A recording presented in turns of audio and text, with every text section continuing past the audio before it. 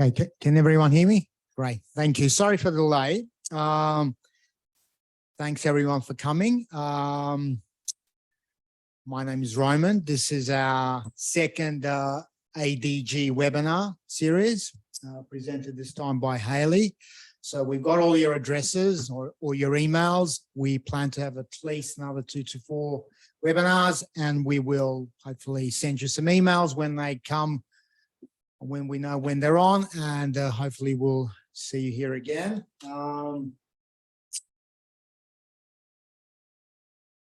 Anyway, as I said, today's webinar is by Hayley. Thank you, Hayley, for organising it. We've got quite a few people online and quite a few people here. So I'm not going to keep you too long. We'll probably go for an hour until about 6:10, given that we've started a bit late. We do have drinks after and nibblies. So if you don't get your question in, we do have a big panel here. Okay, so please join us after. But before I pass you on to Hayley to introduce it all, I just want to do the acknowledgement to country. Thanks, Anna. Sorry. Okay. UTS Business School respectfully acknowledges that we are located on the land of the Gadigal people of the Eora Nation. The Gadigal people have cared for the community, land and waters for thousands of generations based on their deep knowledge of their country. We pay our respects to the ancestors, their elders, and acknowledge their ongoing status as the first peoples of this land. Thank you. I pass you on to Hayley. Thanks, Hayley. Thank you, Roman, for the introduction. So good evening, everyone. Welcome to today's webinar. It's my great pleasure to be here today and to lead the webinar discussion. So the first 40 to 45 minutes of the webinar will be based on a panel discussion. And at the end, we'll leave the time, open the floor for the audience to ask questions directly to the panel. So before we get started, just a few housekeeping notes. So for the online audience, please keep your camera off and audio muted during the webinar.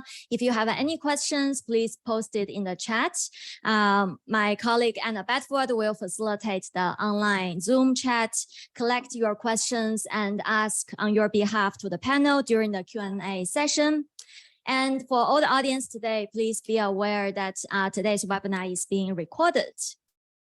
So as we all know, startups are a significant driving force for innovation and economic growth. But statistics show that women are significantly underrepresented in entrepreneurship, not only in Australia, but also around the world. There's also a clear gender funding gap between women-funded and men-funded businesses. So in today's webinar, we invite a panel of entrepreneurs, business mentors, and also investors to share their experience and insights on these issues, and also talk about the implications for the startup and the investor communities. So now please let me introduce our panel speakers. So first we have Nicole Cook. So Nicole is the Executive Director and the CEO of SBE Australia, whose mission is to accelerate and support women business founders through programs, resources, and global industry experts network. Before joining SBE, Nicole was the CEO of Jobs New South Wales and has held multiple senior executive roles within startups internationally. So next we have Anna Wright, the CEO and founder of Bindi Maps, which is Australia's leading accessible wayfinding app. Because of her passion for impact, Anna was nominated for 2019 Australian of the Year, and most recently has been recognized as Global Champions in the United Nations World Summit Awards 2023. Our third panelist is Caroline Tran, the co-founder and the CEO of Hello Clever, who is at the forefront of revolutionizing the payment industry with real-time solutions. Her entrepreneurial journey with Hello Clever has been marked by success and recognition, including the recent Emerging FinTech of the Year award at the prestigious FinTech Awards 2023. Last but not least, we have Eric Chen, the managing director and co-founder of Aura Group. Aura Group is an alternative funds management firm with more than $1.5 billion of assets under management. Eric is leading the firm's early stage investment across Australia and currently serves on the boards on various portfolio companies. He is an active advisor, connector, and a mentor to the venture ecosystem. So welcome, panelists. So let's start today's conversation with how actively women are engaged in entrepreneurial activities. So Nicole, I know your organization, SBE Australia, has recently commissioned Deloitte to conduct a study about women-founded businesses in Australia. So tell us a little bit about the report and what does it find about women in startups? Yeah, so we did this report. I think it's really important for us to give the context of why we launched this report and why we commissioned an organization like Deloitte to do it for us, where we probably could have just gone back through our 10 years of history and looked at the success measures. But when you think that SBE is a not-for-profit and 10 years ago, there was a gap in the market where we needed to support women entrepreneurs, what we thought was, do we need to exist? It's been 10 years. Like, do we need to exist? And other organizations like Scale and Heads Over Heels actually launched at the same time. And so this report was actually grounding us to say, if we need to exist, what have we done? Number one, because we're leading this. And two, what do we need to do? And do we actually still need to exist? Because let's be real, we were hoping there was a little bit more progress. Because as a not-for-profit, you know, that comes with its own challenges. And we thought, okay, well, let's look at it. And there's a lot of organizations that support women founders at the early stage, but we just thought we'll use the 3 organizations that have been doing it for the longest, knowing that the others exist to get the best sample size. We never imagined that the report would, one, show the results that it did from the funding perspective. And we did say to Deloitte, regardless of what else is in this report, everyone's going to lock in on the financial number. So just be aware of that, because there are some really good things in that report. And 2, we never imagined the impact it was going to have. It's quoted time and time again. I saw it quoted twice this week, albeit incorrectly, but that's all right. You know, you got to get journalists to do their checking. But it's still being quoted and it doesn't matter. It's leading to good outcomes. So the key findings, I think, let's just not go to the one that everybody knows first. Let's go to the good things, is that organizations like ourselves and others that are supporting women are important. They have created communities, they have access to connections, they have boosted confidence, they have actually supported women entrepreneurs. And specifically, our organization has done it internationally. We've got a global cohort of advisors and a network of 1,500 that have touched our SBE businesses over those years. So giving them access to international advisors and access to networks. And so the multiplier on networks has been significant, as well as improving a lot of what we refer to the social capital metrics. So we look at it in 3 categories: social capital, financial capital used to influence, cultural capital being the structures that exist.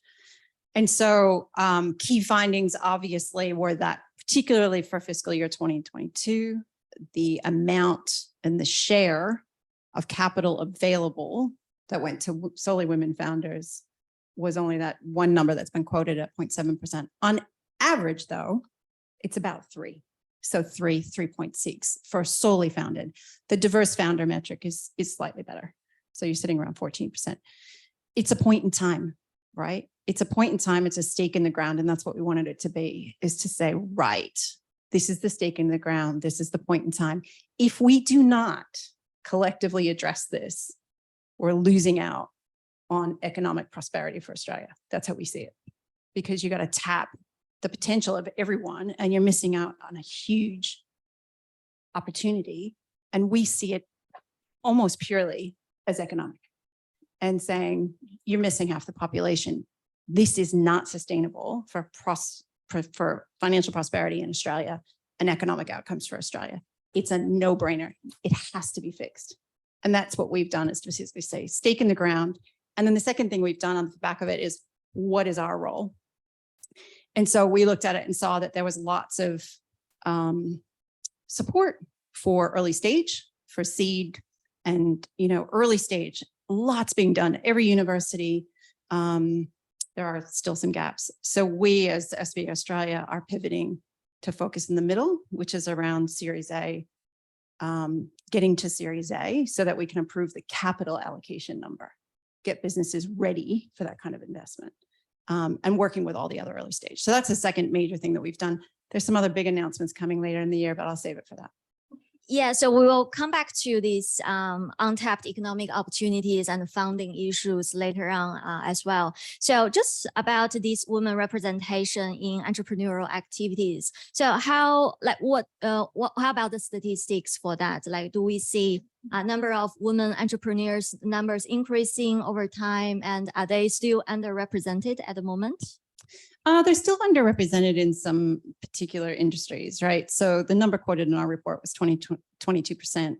That number, to be fair, is slightly outdated. So that was a 2018 number, but it was the one that we could find. That was a reputable source. I think it was a startup muster, and I'm happy to see that that's been launched again, because, you know, we're missing a gap in saying, what does it really look like? Since then, we would expect, and particularly if you look at some of the Victorian numbers, that 36%, they've reached 36%, but 40% of that is early stage. So you're not seeing the conversion of the early stage to the late stage yet. You're not seeing the conversion high growth. Now we look at it as parallel themes. So where do women start businesses? What industries are they in? It's not just women, it's men too. Like, you start businesses where your experience is. And so if your experience is in, you know, health and sustainability, and you're seeing a lot more emerging on climate, and if you're interested in consumer products and your buying behavior, you're going to launch businesses in that space. Whereas traditional industries, where it's male dominated in finance and fintech, you see all the fintechs leading, you know, you've got some women in there, but mostly it's based on your experience. That's just normal. That's not anything. So the representation has to align to the other initiatives around women in STEM and increasing, you know, those that are leading those type of businesses. So 22%, do I think it's better? Yes. And do I think we've got better representation? Yes. Are we doing a lot for it? Yes. Yeah, so the 22% number you just talked about, so this gender gap is also identified in some other international industry reports or academic studies.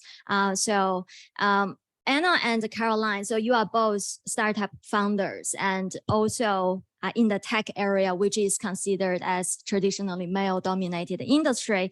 So recent 2023 study conducted by Boston Consulting Group identified this gender disparity is particularly prominent in the tech area. So why do you think, based on your entrepreneurial experience, why do you think we have so much less women entrepreneurs, and especially in the tech area? So Nicole, I've got a question for you on your data, because what I'm assuming is what you're saying is that when people have experience in health, the startups that you're seeing is then health digitized in some way. So it's a SaaS or a platform. Yeah, so not 100%, because don't forget, we see our life sciences. You've got SpeedX, which is, you know, infectious disease, and you've got Alira Biotech, which is the emergence of femtech. So you're seeing deep tech coming out of the health, in addition to an emergence of digital health and things like that, because, you know, there's a lot of women in research, or there's not a lot. Those numbers are actually dire, but the conversion of those to actually starting businesses is the same. Yeah, so I think the point I was trying to make is that you may have expertise in being in medical, but it's not necessarily deep tech expertise, or it's not necessarily SaaS, or something that we would traditionally say as a startup rather than as an entrepreneur.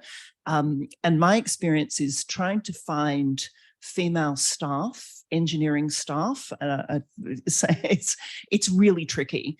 And those that are out there get snapped up by Google, Atlassian, Canva, you know, all where I am in Surrey Hills, our neighbours, and we just can't compete. really. We can offer flexible work, and you can bring your dog to work. That's about the difference when we're. And why would you want to risk your career on a little tiny startup if you've got an offer from Atlassian? So yeah, it's about that supply through the STEM, through the deep research and things like that. So I mean, I suppose we've got plenty of university professors here to see what universities are doing about bringing more women into those sort of STEM-based careers so that then we can employ them off the other side.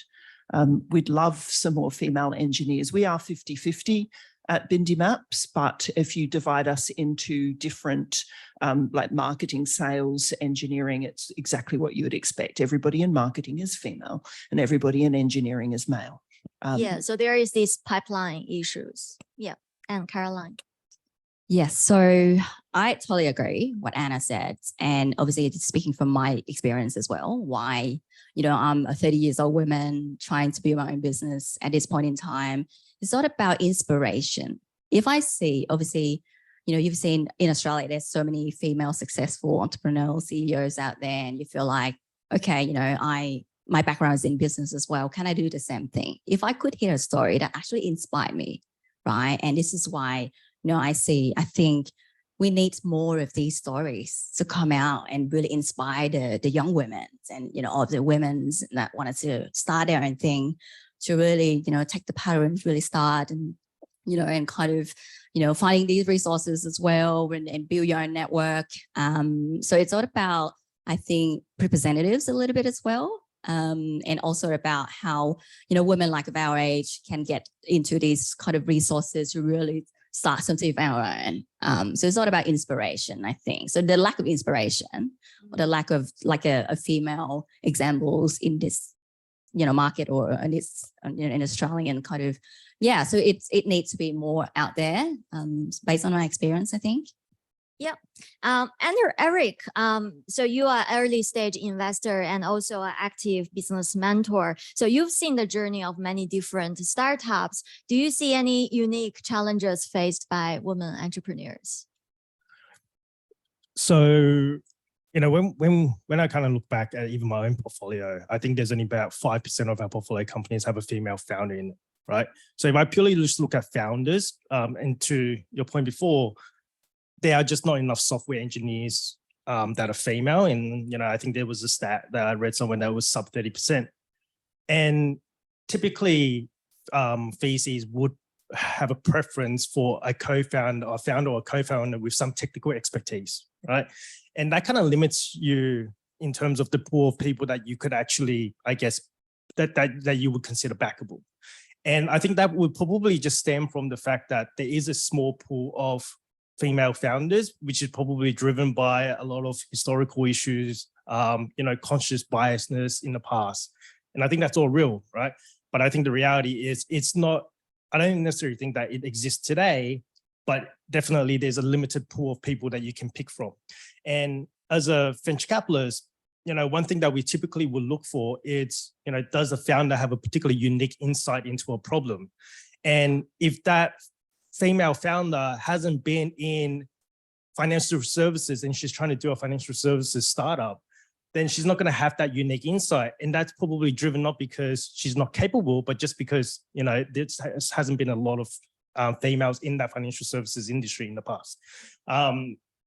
And I think that's probably, from our perspective, being in the front line where we think that, you know, that's where the gap is, and that's what's driven a lot of this, I guess, inequality. Yeah, so there are definitely a range of reasons why overall we have less women in entrepreneurs. So I want to focus on one particular factor, and that is the lack of access to funding, because this is the most common challenge mentioned by many women entrepreneurs.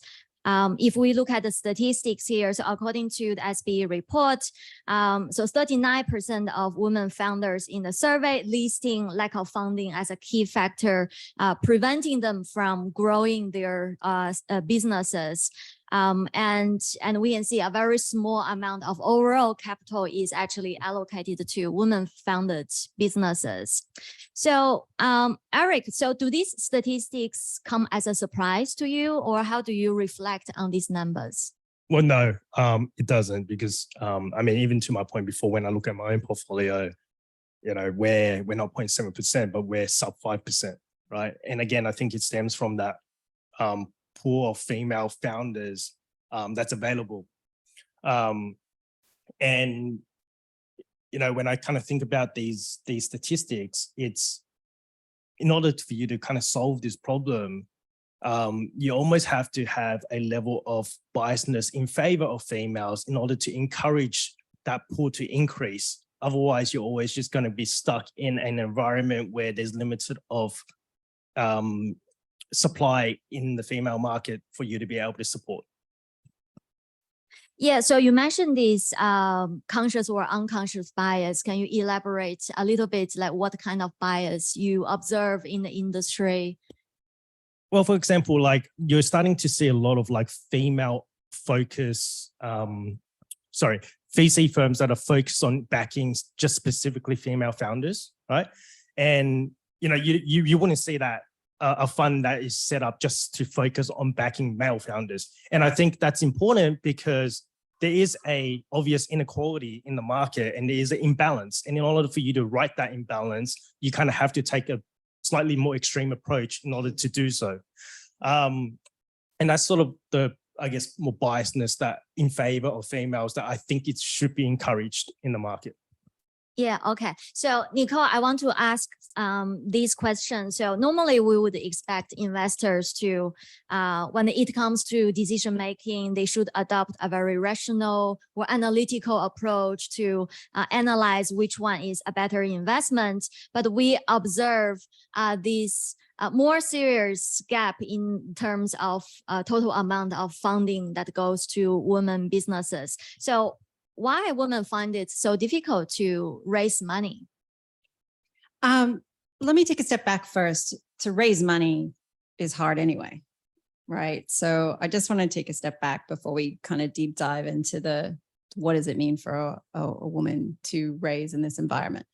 So that's the first thing. The reason that's hard is a lot of capital is concentrated in the same investment thesis, right? So the capital in Australia that is available is concentrated in very similar areas. So traditionally B2B SaaS, tech, you know, it's changing. I think if you look at it in the past 12 months, it's changing significantly. There's a lot more impact funds that are sustainability and climate, and you know, you've got a lot more happening in general. So you're going to see a lot more capital. So and then for investors to actually execute on those funds, they're accountable to their investors. So they have based on the thesis that they sold from that fund, they have to meet the needs of what their LPs are asking them to deliver in terms of returns based on what they said. So I just want to kind of capture that, because this is actually can be quite an emotive topic, but it's actually quite complicated, right? So this is of the available capital pool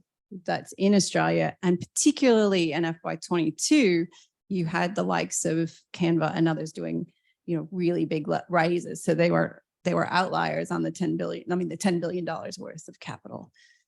And so I think we have to talk about that. So one is that where women are raising, so they'll all go to the VCs.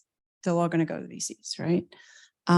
One's a consumer goods product, so that doesn't match the thesis. Another is a digital health, or a life sciences, or a deep tech life sciences, or a femtech. That doesn't match the investment thesis. And so they're spending a lot of time trying to approach the same type of VCs on a different, model. So that's just all landscape. So it's complicated, right? The other thing that's actually complicated, to add the second level here, is that as a business grows, you're looking at the diverse founder metric. That's the same in any business, leadership wise.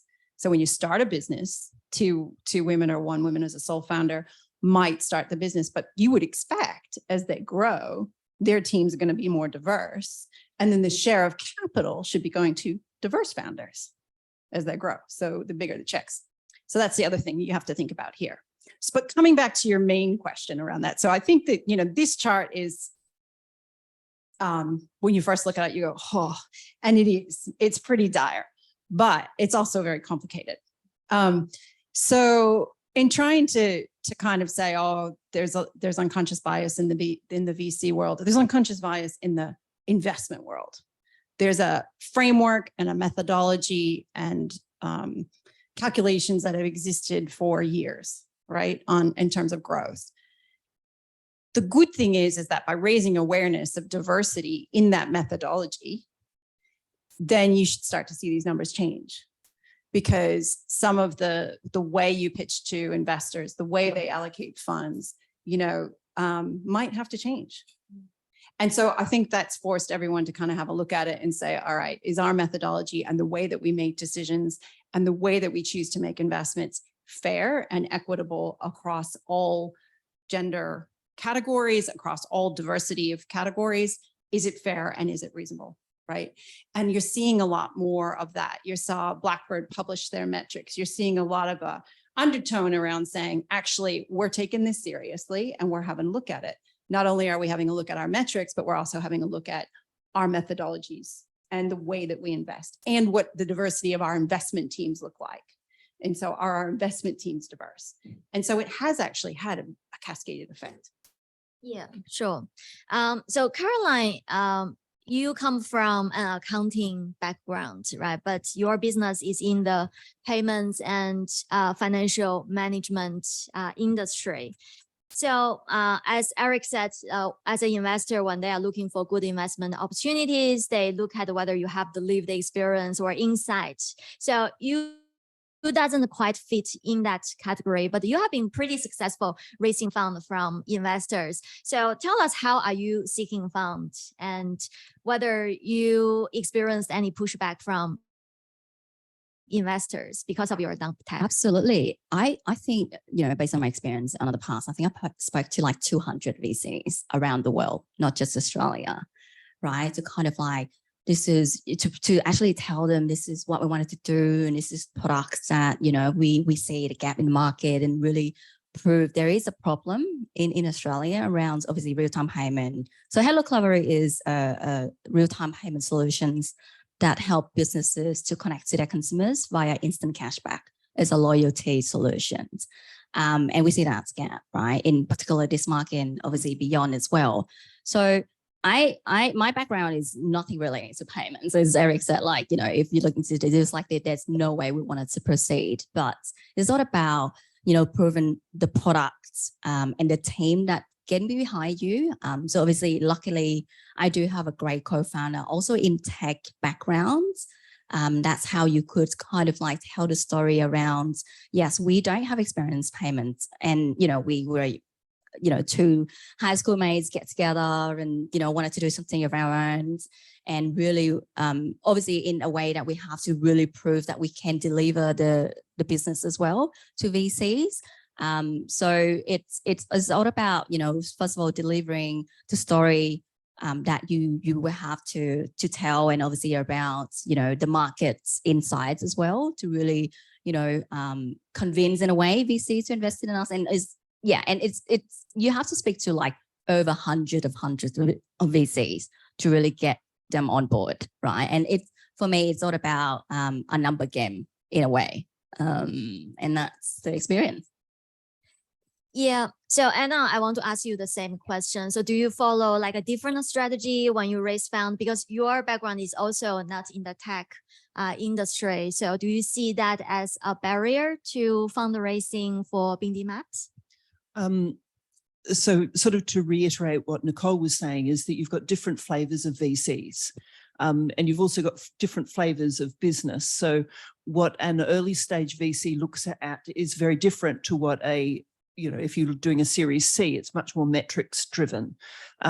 So it's really important to understand the investment thesis of your VCs before you even approach them. So sorry, because I find that out there when I'm talking to other people, and I don't mean you, but this sort of spray and pray mentality that some startups have, and then they say, oh, raising capital is really hard. It's like, well, you're trying to raise capital from a deep tech VC in the United States who only invests in deep tech and only invests in South American startups. Like, of course, they're not even going to answer you because you haven't even looked at what their basic criteria is. And then the other thing on team is absolutely really important, and no one can do everything. And it's more about how you build your team, who you put around you, who you have on your advisory committee. So when you recognize that you do have a gap in skills, you need to cover that.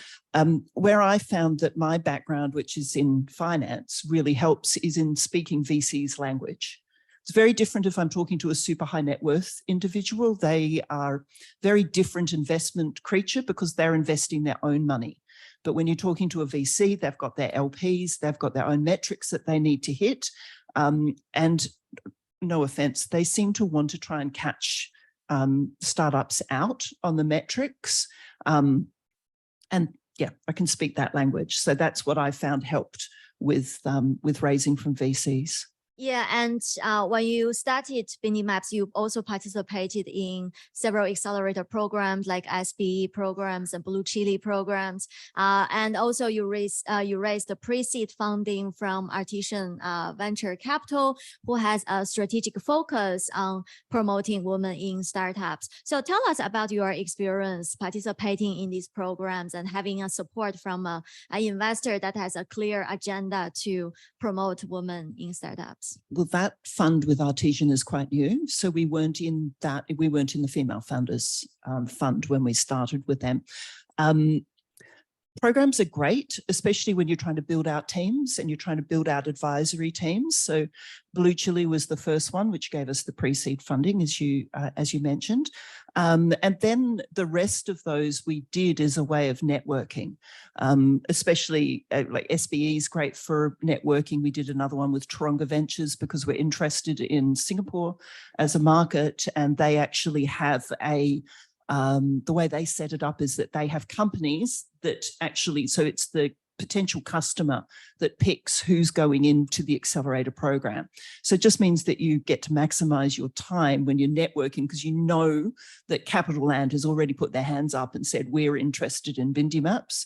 So you get that very warm introduction. So that's the reason I'd say that people are interested. But again, as Nicole mentioned, there's a bit of a gap. There's a lot out there for pre-seed. There's not so much out there for scale up. Yeah. So Nicole, SBE provides a range of programs to support women entrepreneurs. And you were talking about if we don't provide this kind of support, we are missing the talents of half of the population. So tell us exactly like what kind of opportunities we are missing out if we don't provide support. Yeah, so I mean, there's a couple of different numbers to quote, all research based. There's the one in our report, which is 2020, which says, it's trillions of dollars in economic contribution to the GDP globally. I think there's one in 2019, which is 136 million to the Australian economy, which is over 6% of GDP at that time. So the economic opportunity is, pretty massive. You've got trends right now, which are really fascinating to watch, which is what's going to happen around AI, right? And what are the jobs going to look like and who's going to do them and who's going to have the skills and what technical skills do you need? And, what does the whole future of the landscape look like? And what does that mean in terms of opportunity for Australia? And if you don't have everybody participating at the same levels with population decline in most developing countries and developed countries, and then you've got population available in other countries. What does that mean? And how do you not have everyone participate? How do you not have men and women at equal levels contributing to whatever that landscape is going to be, which many of the academics in this room can probably talk to better than I can. But what does that mean if we don't have everybody contributing equally for Australia and the long-term economic prosperity? And so that's the position that SBE is taking in terms of why we're doing this. And it's very economic based. And so what we're trying to do is, like I said, we have programs, we have done programs because of government funding that have been all the way from ideation to MVP through to the program that Anna did, which is actually an advisory. When we pulled back, it's actually an advisory. It's not really an accelerator. And those early programs are competing with a lot of what the universities are doing and what others are doing. So what we've decided is actually to partner on those. We've got some great programs in there. We may keep them, we may not. We've put some of them online for free access and just said, all these early stage programs, no matter which one you do, they're good. We're going to double down in the middle and try to get more businesses to high growth. And what does that mean? And what industries is that going to be? And how do we help them? We're doing that more targeted with the program that Anna did, which is through really bespoke advisory to say, you are here in order to get investment, and in order to succeed, you need to be here. And how do we double down and help you? And that's where we're locking in on with our new strategy. So the cohort, there's a cohort graduating next week, and they've kind of, we've kind of reviewed what they do and said, oh, this model is going to work. And so whether they're going for growth, whether they're going for international growth beyond the shores, whether they're going for local growth, whether they're going to get access to customers, or whether they're going to get access to capital, whatever they need to get through to that is how we're going to help.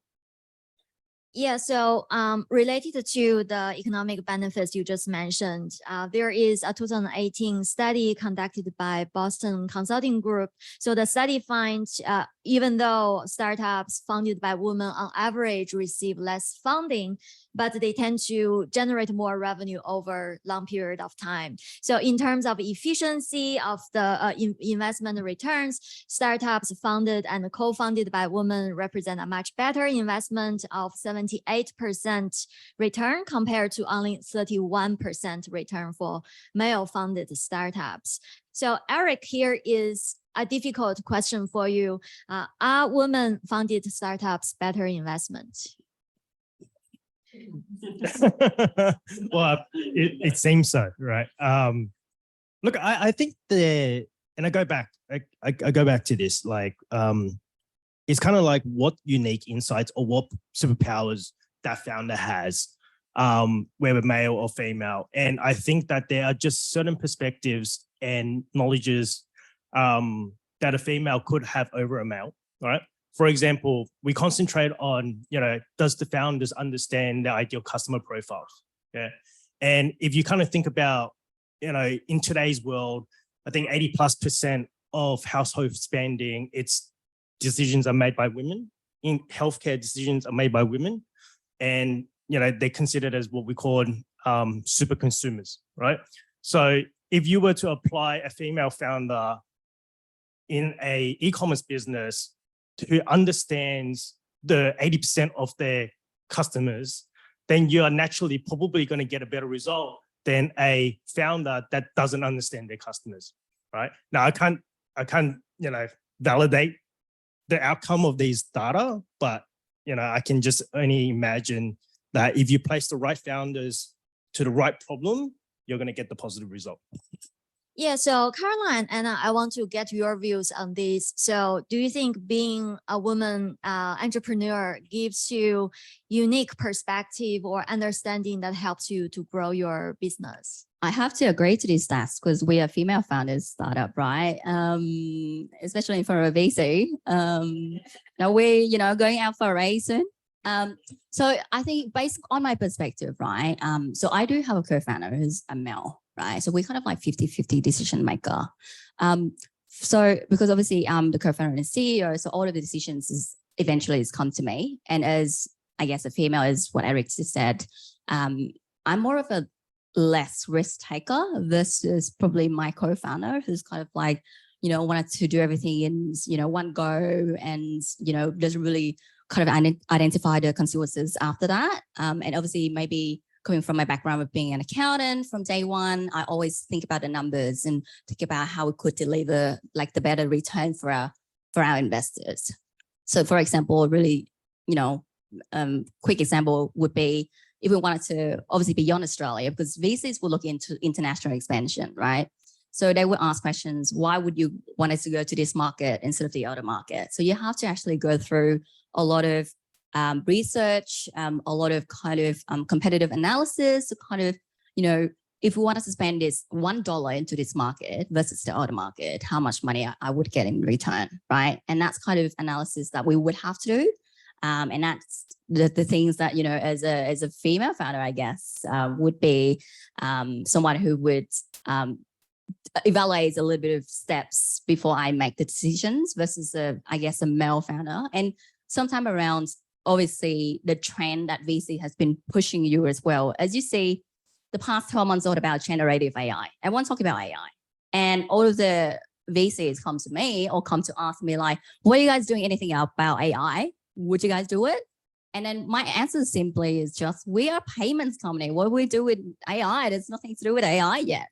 Or a lot of VCs the year before would ask you, are you guys in Web3? So as a female founder, you have to really evaluate. And obviously for my kind of way to do these things as well, to build a sustainable business, to really prove that to our shareholders. I guess, yeah, we're less, you know, less risk taker. We're more of going towards sustainable business rather than just chasing for high growth or like, obviously, you know, all of those trends that in the market that you see. Yeah, Anna, what's your view on this? I'll just pick up a couple of points that you made, Caroline. VCs wouldn't just be looking at these numbers. They would also be looking at growth rates. They'd be looking at recurring revenues. They'd be looking into the contracts, and they wouldn't just be doing this straight up percentage. So I think that's important to pull that out. And also back in 2018, that was when it was growth at all costs, which really only stopped about a year ago, when the focus was much more on a sustainable business model. So things change really quickly in those metrics that investors are looking at. So I'd just take these numbers with a grain of salt. And then as far as being a female founder, I really don't know. I just go out there and do my job. It's, I think maybe dealing with staff issues might be just between me and my male founders, but I think that's more because I've got children. So sometimes trying to negotiate differences, I find that I can do that a little bit more smoothly with a better outcome than one of the senior males in particular can. Yeah, I don't know. This whole gender thing, it sort of annoys me a little bit. Yeah, like the perspective you just shared is actually pretty common among other women entrepreneurs who just want to be perceived as an individual, independent person without any gender classification. Right. So I think that's quite understandable. And if you have the skills, you have the knowledge, and you have the characteristics to grow a business, there shouldn't be any bias towards or against any particular gender. Yeah, so far we talk about women entrepreneurs offer untapped economic opportunities. And at the moment, even though support is growing, but still there's a lot more we can do to provide, help them to realize their economic potential. So Nicole, can you talk about what kind of support is available to women entrepreneurs? So previously you talk about SB programs, but at a broader scale from other sources, what kind of support is provided? And does Australia currently have the startup ecosystem that is needed to close this gender gap? Is that a question? Do we have it? Is that what you're asking me? Yes, that's Australia have. Okay, I think it's emerging. So I think it's been there. It's been very bespoke. It's been a little bit disjointed. And you're seeing, like I said, I like to break it down in those three categories, which is the social capital, the financial capital, and the cultural capital.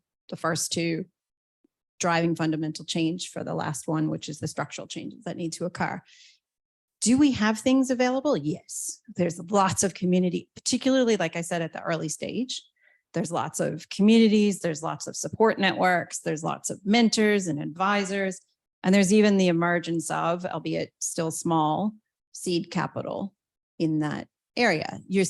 So you've got Queensland government, who's just released, a tender for accelerators and programs for women founders. You've got New South Wales, who had announced the Kala Zambadi Fund, which was, we have to wait to see how that settles with the new government. And of course, you've got the highly successful program in Victoria, where they've been backing women founders for a long time, including us as SBE. And you see the emergence and the numbers and the translation of those numbers coming through. And you've got the Alice Anderson.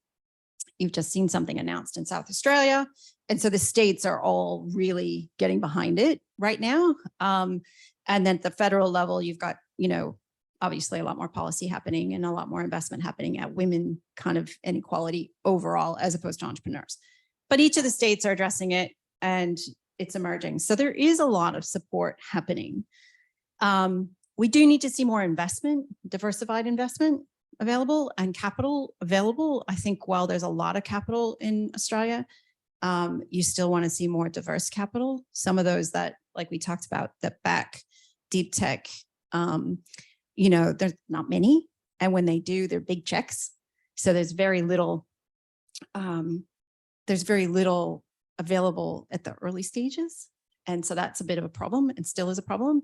You see more capital intensive businesses emerging with advanced manufacturing and a lot of things around climate and a lot of things around sustainability. And they're more, product based, really capital intensive. There's no such thing as early stage PE. And where those models are really geared towards PE. So you still need a few things to happen. Do we have the infrastructure for this to work?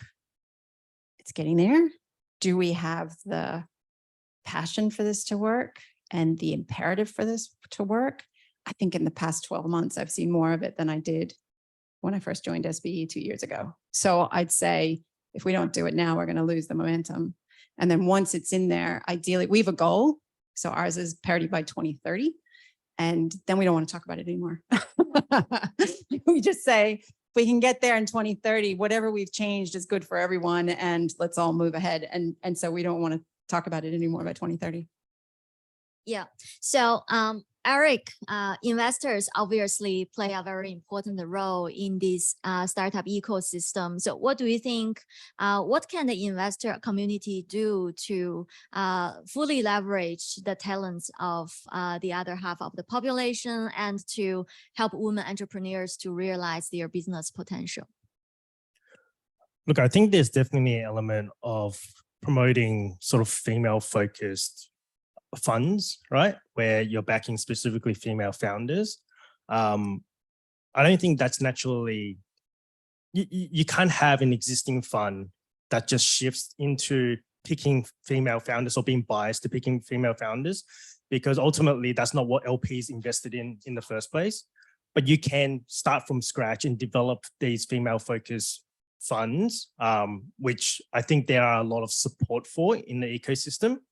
I think the other part is actually just making sure that female founders or female startup peers are actually emerged and involved in the ecosystem. And to be honest, I see that already, right? Like every time I'm on LinkedIn, although it could just be because LinkedIn's personalization algorithm is just tracking what I liked in the past. But every day or second day, I'm seeing like a female in focus panel or, female founder fund getting launched or syndicate getting launched. So I'm seeing that already, definitely way more so than 5 years ago. So, I think there is probably, like I said at the beginning, because we're at that sort of stage where there is still a fair bit of imbalance, there might have to be a bit of biasness in favor of females or deliberateness in kind of encouraging and creating awareness for, I guess, enabling female founders and female people to be in the tech industry. Yeah, and also there is this trend in the investment community to have more diversity in their own decision-making teams as well, right? To make sure there is no or limited bias. Yeah, so the other way I actually look at it is I do think that, females have a different perspective on certain things than males, right? And what you want is multiple perspectives in looking at a problem. And it is difficult to find, right? So I'll give you my example we were in the process, we went out to find a investment associate, and I had to deliberately say no to a number of male candidates, which are very suitable because I wanted that female candidate, because I wanted that female perspective when we were looking at transactions, when we were looking at building community. But it was hard. It took me 6 months because there wasn't a big pool of candidates. And I think that is the problem we need to solve for. Yeah, so back to the pool of talents problem. Yeah. So Caroline, you have been very successful at attracting investment around the world, a diverse source of investors. So what's your trick? What advice do you have for other women entrepreneurs who may be currently struggling with some of the challenges we talk about today? So my personal experience, so we raise, I guess it's based on obviously the time where we raised as well, back in, late 2021, early 2022, that where was the VCs market was booming. Like Eric can obviously quote me on this, but it's all about like, obviously, finding the right investments, all of that. But obviously based on my experience, it's, you have to actually go out there more. There's like, obviously, hundreds or thousands of, VC funds in Australia, but what I find, and this is, something real, Australian VC is quite risk averse versus international VCs in a way.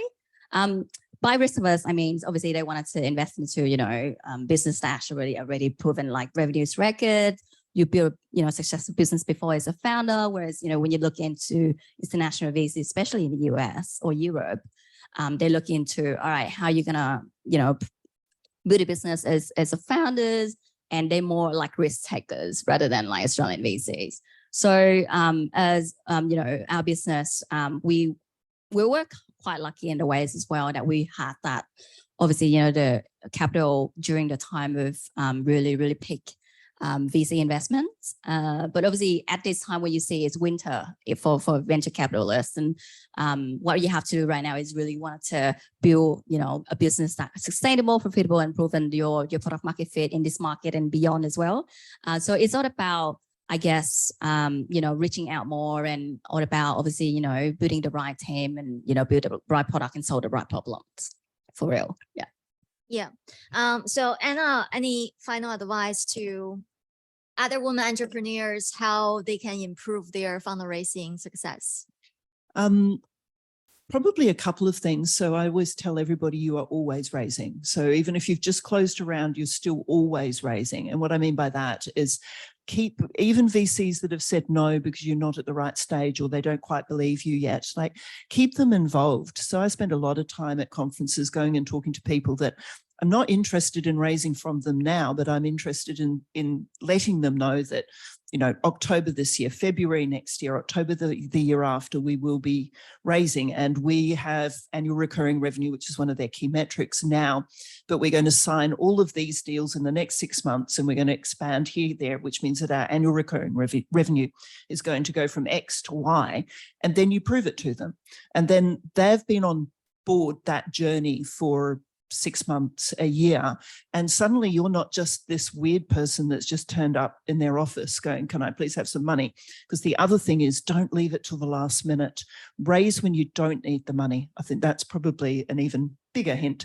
Go and see the VCs when you have the power, not when you've got 2 weeks left of runway and you've got to make payroll and the tax office is chasing you, because then the VCs will go, right, we'll give you a 2 times multiple and we'll take your whole business, because you like that. And also don't do the spray and pray. Like, there's a lot of information out there. Every single VC will have their investment thesis on their website. Make sure you check that. Only approach those that are going to be genuinely interested in you at that time that you want to raise, because you're just wasting everybody's time. And quite frankly, you look like a bit of an idiot. Great advice.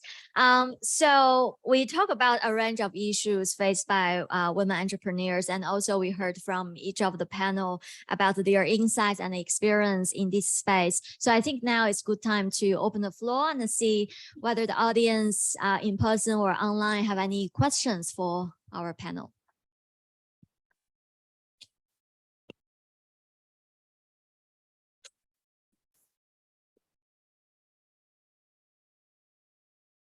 If you can just say your name and Sure. Thanks, Hayley, and thank you, panelists. It's been a fantastic discussion, really a lot of nodding, a lot of sharing of ideas. It was brilliant. My name's Prabhu Sivabalan. I'm a professor of management accounting, the business school, and associate dean for external engagement. I was going to ask the question, is interested in your thoughts there, Eric, on the idea that there may be a lot of factors that drive decision-making that happen to favor attributes that currently, at least in the way our workforce or student learning patterns are designed, favor males. And so it made me think that, does the data show this? Maybe it's the accounting in me speaking, but if you were to go back, Eric, to your numbers, do you find that 5% of women-only founders do earn higher returns, not just revenues, but say returns? Do you find that the co-founders, if it is a diversity argument, a mix of men and women do the best, and women only do next and men less? Or is there another driver, perhaps education, perhaps work ethic, and all which appear for some reason or other to favor women or co-founders? To really identifying the underlying driver and then support women for whatever barriers exist to stop them from gaining those equal advantage, to support them to get there so that we can durably fix the problem. So I don't think that our data will show that male or female on its own would deliver better returns, right? I don't think our data will show that. And I think when we identified the common traits of successful founders, typically founders, apart from the unique sort of perspective that they're having to the problem that they're trying to solve for, is that they all have a level of grit. They all have a little of like tenacity and drive in trying to make what they're trying to do work. And the best founders that we've ever seen are the ones that are able to, because of those traits, be able to pivot when things are not working, right? And sometimes they could be started off as solving a particular problem in a particular way, but ultimately the way that they actually become successful may not be what they started off with, because they learn, they reiterate their product, and they understand what they need to do in order to actually, I guess, make changes to pivot in order to be successful, right? Now, I don't necessarily think that these are things that you learn in university. I think that these are things you learn either based on your certain backgrounds that you have in terms of experiences that you had throughout the years and the culture, right? And I feel like that, you know, a lot of that comes from possibly practical experience half the times. Maybe where I think that there could be a barrier, and I don't know this for sure, it's are there enough females that are getting the right experiences, right? Which could stem from, are they getting a broad enough scope, range of, I guess, knowledge within the subjects that they're learning in university? Are they only learning, or are they only doing, you know, marketing degrees as opposed to commerce degrees, as an example? Those are hypotheticals, right? And is that because that they are just not attracted to it because it's not interesting? Or is it because they don't actually understand, as they were leaving high school, going into university, what a commerce degree actually means, what you're actually learning, right? So is there a missing piece of awareness and understanding on certain courses and the subjects that they're going to learn? I mean, even for myself, when I kind of went from high school to getting a learning Bachelor of Information Science and a Bachelor of Law at UTS, I didn't know what I was really going to learn. I mean, in law, I kind of did, right? But in Bachelor of Information and Technology, I didn't really know what I was going to learn. But I was just doing it because I thought it was interesting. I like computers, right? But the reality was I actually learned a lot more other skills than just purely understanding how computers work. any other questions? Thank you so much for the great panel. It was very, very enjoyable to listen to all of you and to hear your perspective. One thing that kept coming to, by the way, my name is Sumi, also from the accounting discipline group.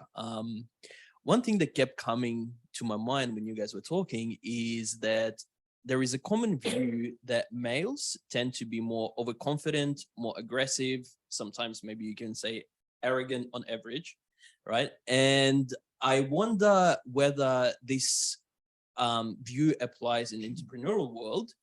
That's one question. The second question, do you think VCs can actually see through that? Or sometimes a very, very confident presentation can lead to you guys investing money in that and then thinking, oh my God, what was I thinking? I can go. I think that especially in the early days, in venture capital, there is a very big component of it is storytelling, right? And if you're a good storyteller and confident, you know, you can sell your vision, which is why putting male, females aside, we often say, actually, there's a lot more capital in the US because Americans are better storytellers, right? Like they can sell me anything. Now, I do think that if you do have that level of confidence, it kind of does shine through in them helping you build conviction in what they're doing, right? But I've met confident females and I've met confident males. I don't know what the stats are, whether one side's more than the other, but I definitely do think that it does help. But you're right, like sometimes you can look through it in the sense that, you know, someone is being, you can look through the confidence because you start asking questions and then they can't substantiate it.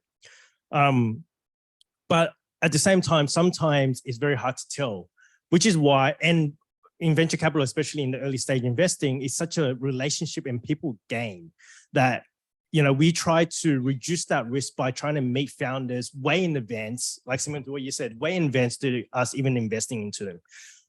You know, for us, we talk about that as, you know, we want to build a repository of founders in our stable where we're learning from them, we're understanding them, and we're building rapport and relationships with them. And in certain cases, we would have invested into a founder, in a particular case, invested into a founder 3-4 years after we first met. And the startup that we met, that they were doing when we first met them wasn't even the startup that we ended up investing in, right? But obviously, it doesn't always happen that way. Like if you get approached with an opportunity that you fall in love with, it's so interesting, you can go, hold on, come back in 18 months' time so I can build a relationship with you, because there are a bunch of other VCs ready to invest. So there are certain situations where, you know, you kind of have to make that call after a few meetings, which you could fall in that trap. But where we try to reduce that risk is actually meeting founders as early as possible and building relationships with them. This is something we really work on with the founders, because it's not so much about the confidence of pitching, but the scenario, and I've been doing them all week, is that you get the deck and they pitch it and they're talking about the product. God, they love their product. Like they really love their product. The VCs don't love their product. They love their numbers. And so speaking to a room full of those in the accounting discipline, we spend a lot of time with confidence on their numbers and confidence on whatever they love about their product, they love about their business and the growth of that business. I can give you a real example where I'm going, oh my God, we've just spent, and I don't know if this is the American in me and the other North Americans that are running this organization, but we're pretty frank. And I just stopped one and I go, oh my God, we spent 45 minutes on the product. I'm not buying it. I'm giving you money because I want to see my returns. What are the numbers? So we spend so much time filling that gap, and particularly if they're raising later stage, and if they're raising like at a Series A, or God, we hammer them and they say, oh, that's my CFO's role. I'm like, no, stats, give me the stats, give me the numbers. How's this going to succeed? What's the multiple? Why is that TAM important? Why is that market opportunity important from a business standpoint? So we spend a lot of time on that. You know, I get a little nervous on any generalization, but I do know that as we see especially generalizations that you're not 100% sure if the research is backing or not. But the one thing we do see is exactly that. We spend a lot of time about confidence as the leader of their business, not the leader of their product. Make sense? Okay, I think. I've got a question. Okay. We might as well, any others? Well, we might as well finish up with me. My interest is from a policy perspective. So I've heard a couple of takeaways from all of you guys today. One is getting startup funding is difficult and an ongoing process, as Anna said, probably more difficult in Australia than the US. The women pool is small from actual founders and actually getting women staff. Although it may be changing, as Nicole said, there's a lot of support there. So my question is, and I recall back to the Turnbull era, there was a lot of excitement. He was going on about incentives for startups. I was interviewed by a few radio stations, but then it just all flopped and we haven't heard much since. So my question is, because governments do play an important role and we are a small market in Australia, which areas, tax or something else, and I might be able to answer that, where would you like to see the government incentives to help startups on the one hand? And on the other hand, as Eric said, we almost kind of need, you didn't use the word, but perhaps affirmative action for female founders, workers, whatever. So can the government do more to attract females as well? Because even though there's good females, the numbers are not huge. So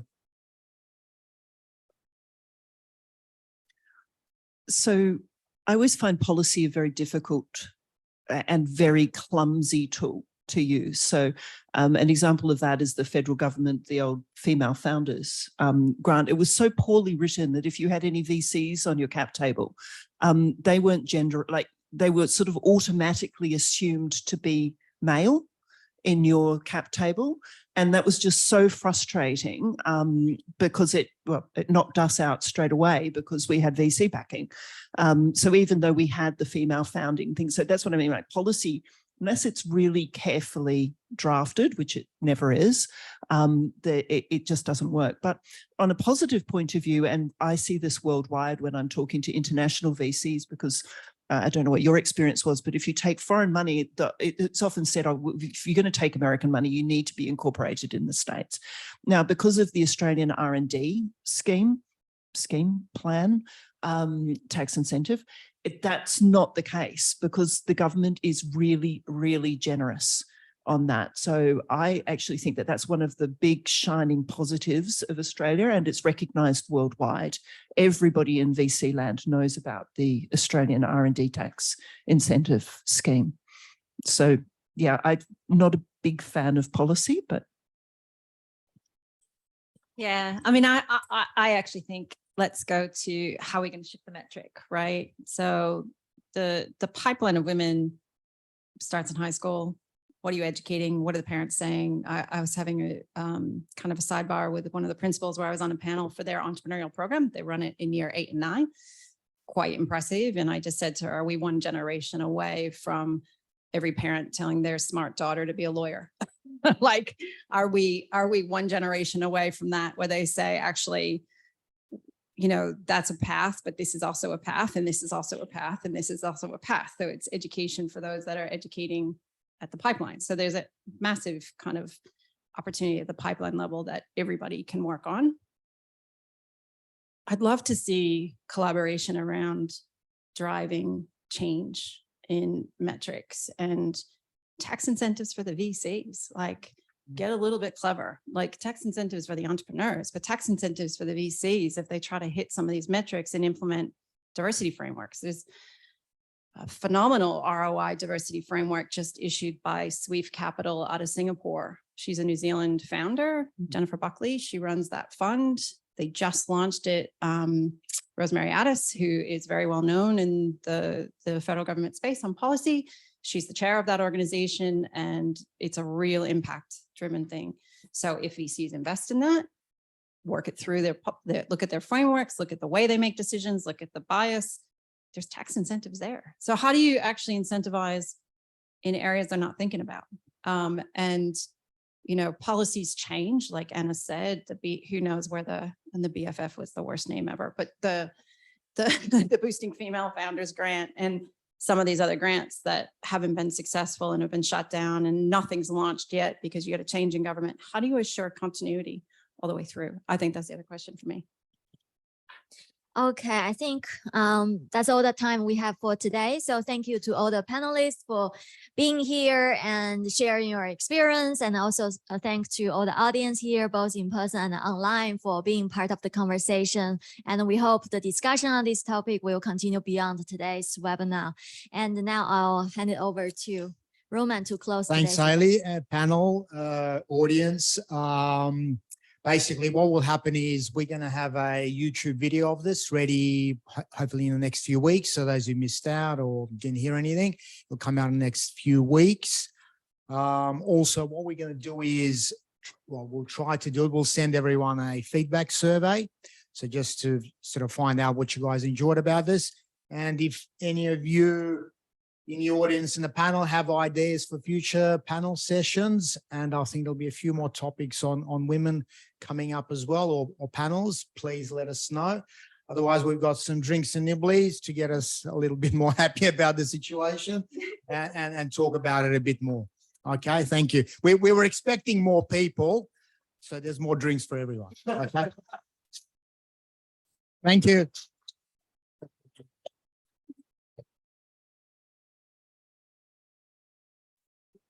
Covered it end to end.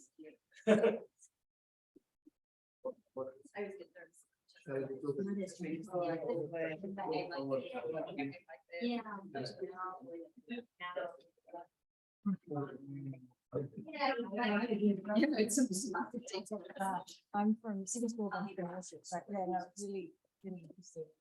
Oh, yeah, dude.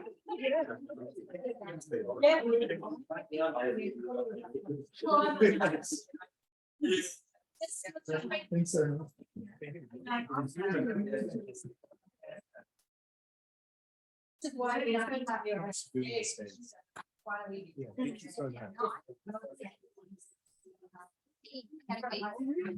It's a lifetime ago. Sorry, I said that I taught it from 2003 to 5, and then I didn't teach it for 16. I can indeed. That's right. That's right. Yeah. Well, hopefully, some of that helps. To compress myself very.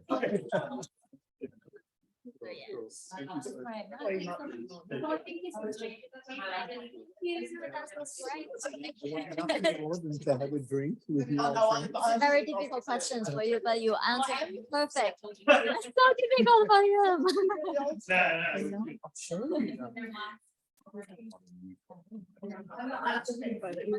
That's right. I was just so you're 8. You're a good